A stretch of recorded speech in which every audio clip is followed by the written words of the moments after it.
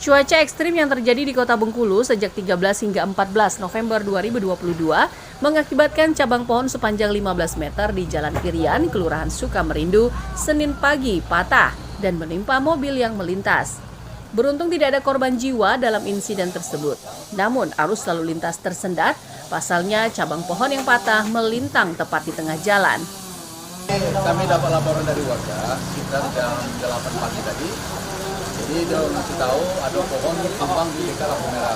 Kebetulan katanya ada mobil Avanza yang tertipu juga. Tapi kita tidak juga sempat nengoknya kan. Kebetulan mobil itu sudah pergi. Tapi setelah kita ke lapangan memang terbukti memang pohon ada sebagian dahan yang jatuh. Jadi sehingga jalan yang akses arah ke Curug tidak bisa dilewati. Ini informasi. Itu saat hujan disertai angin tadi ya Pak? Iya betul, itu hujan deras berserta angin yang kencang tadi kan. Berarti memang kondisi pohonnya ini udah tua atau gimana? Iya memang kondisi pohon memang sangat tua sebenarnya. Memang seharusnya harus ada tindak lanjuti dari pihak yang terkait segera dipangkas. Karena kita takut juga malah yang lebih besar itu jatuh. Nah, kan jadi kami harap dengan kawan-kawan media untuk tahu dengan yang terkait untuk membantu untuk memangkas pohon-pohon yang lebih besar itu kan. Sementara itu, Kepala UPTD Pertamanan Dinas Lingkungan Hidup Kota Bengkulu mengatakan, sejauh ini laporan pohon tumbang akibat cuaca ekstrim baru ada 1 titik.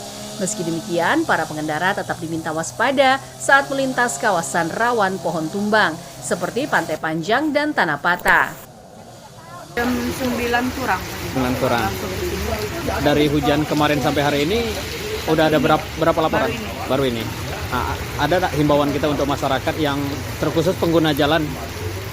Iya, pohon-pohon kita ini kan sudah pada tinggi kan. Kami melakukan pemangkasan kemarin di jalan Pemangkasan Beratu, di jalan Sudirman, sama sekarang di jalan Sutoyo. Nah, kalau yang ini belum ada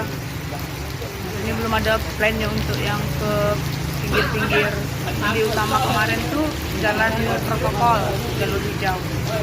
Untuk tim kita siagakan berapa tim untuk antisipasi pohon tumbang di kota? Timnya cuma 1, tapi nanti orangnya sampai 10 orang. Nanti kalaupun banyak, kami bagi. Biasanya daerah rawan yang tumbang itu daerah mana aja? Pantai Panjang. Yulianti menambahkan untuk mengantisipasi hal-hal yang tidak diinginkan, pihaknya telah menyiagakan 10 petugas lengkap dengan peralatannya. Tim Liputan melaporkan dari Kota Bengkulu.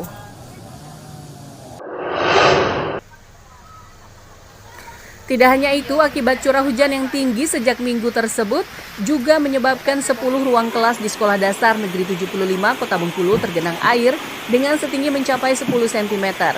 Akibatnya sekolah harus memulangkan muridnya lebih cepat. Menurut keterangan penjaga sekolah EN, SD Negeri 75 ini memang sudah menjadi langganan banjir setiap hujan turun. Tidak adanya saluran drainase disebut menjadi penyebab air hujan menggenangi ruang kelas. Pak, ini banjirnya tuh kenapa bisa terjadi nih? Ya, banjir sebelah sini tidak ada, pembuangan ini tidak ada. Sekolah rendah, banjir.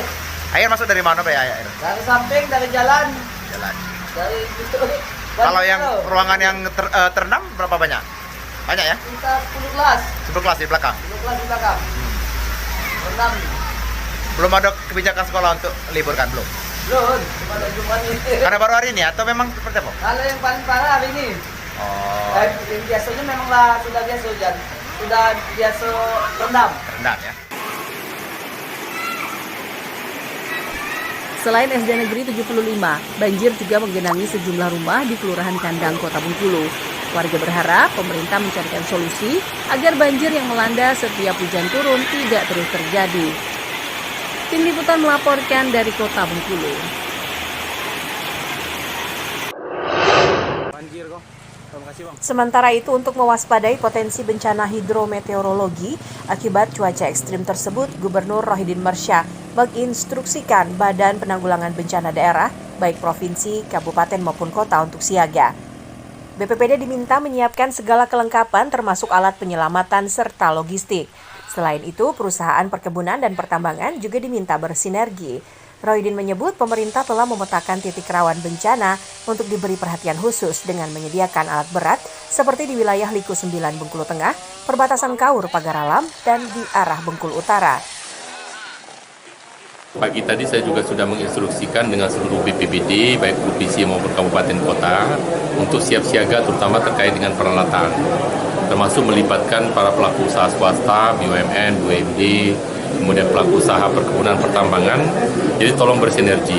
Kalau ada kejadian jalan putus, mungkin longsor, untuk segera secara bersama-sama. Dan yang kedua, kami minta kepada masyarakat untuk lebih hati-hati dan lebih melakukan kesiapsiagaan, termasuk BPBD dan Dinas Sosial siapa terkait dengan logistik, dikoordinasi dengan Bulog dan sebagainya, sehingga kita pastikan dalam kondisi masyarakat insya Allah bisa teramankan atau terlindungi dengan baik. Untuk kendaraan berat sudah disiagakan di lokasi-lokasi? Ya, di beberapa titik ya, terutama titik-titik rawan bencana, misalnya poros ke arah timur, di daerah Pegunungan, kemudian yang Liku 9 itu kan, kemudian di daerah poros arah Pagaralam, poros arah Tusikau dan ke arah utara. Selain itu, masyarakat juga diminta untuk meningkatkan kewaspadaan terhadap potensi bencana hidrometeorologi seperti banjir dan kekeringan yang disebabkan perubahan iklim. Tim Liputan melaporkan dari Kota Bengkulu. Badan Meteorologi, Klimatologi, dan Geofisika atau BMKG Stasiun Meteorologi Fatmawati Kelas 3 Bengkulu menyebut hujan dengan intensitas sedang hingga lebat masih berpotensi terjadi di Provinsi Bengkulu hingga 3 hari mendatang. Ini disebabkan karena adanya labilitas udara yang cukup kuat di atmosfer. Untuk itu, masyarakat diimbau tetap berhati-hati jika ingin beraktivitas di luar rumah. Hari ke depan, kita masih ada potensi terjadinya hujan dengan intensitas sedang hingga lebat, terutama di wilayah pesisir seperti Kota Bengkulu, Siluma, Bengkulu Selatan, Bengkulu Utara, dan Bengkulu Tengah. Hal ini diakibatkan karena adanya gangguan di sebelah barat Samudra Hindia Barat Bengkulu, yaitu berupa gangguan sirkulasi siklonik yang mempengaruhi terjadinya pertumbuhan awan konvektif di wilayah Provinsi Bengkulu dan sekitarnya. Kami himbau kepada masyarakat untuk tetap berhati-hati dan waspada karena kondisi ini masih berlangsung hingga 3 hari ke depan. Untuk sampai 3 hari ke depan ya? Masih ada peluang untuk 3 hari ke depan.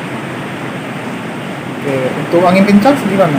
Kalau untuk perkiraan cuaca kelautan untuk 3 hari ke depan untuk wilayah perairan Bengkulu.